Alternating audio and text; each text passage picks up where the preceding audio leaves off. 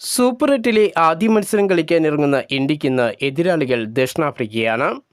ഇന്ന് രാത്രി 7 മണിക്ക് അഹമ്മദാബാദിലെ നരേന്ദ്രമോദി സ്റ്റേഡിയത്തിലാണ് മത്സരം നടക്കുന്നത്. ഗ്രൂപ്പ് ഘട്ടത്തിൽ എല്ലാ മത്സരങ്ങളും വിജയിച്ചാണ് ഇരു ടീമുകളും സൂപ്പർ എട്ടിൽ എത്തിയിരിക്കുന്നത്.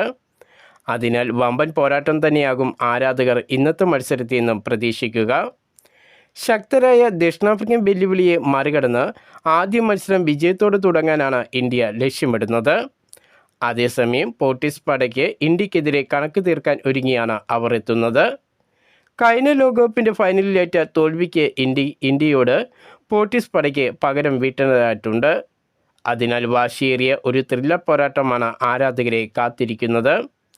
എന്നാൽ 2020 ക്രിക്കറ്റിൽ ദക്ഷിണാഫ്രിക്കയ്ക്കെതിരെ വലിയ ആധിപത്യമുള്ള ടീമാണ് ഇന്ത്യ.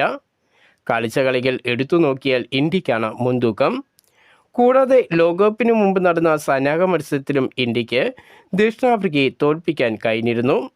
ഇന്ത്യൻ നിരയിൽ ഇഷാൻ കിഷൻ്റെ മികച്ച ഫോമാണ് പ്രതീക്ഷ നൽകുന്നത്.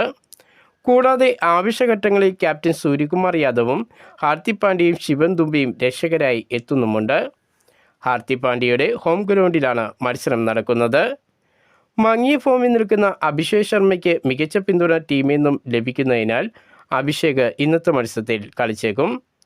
പ്ലെയിൻ 11-ൽ മലയാളി താരമായ സഞ്ജു സാംസണെയും പരിഗണിക്കാൻ സാധ്യതയുണ്ട്.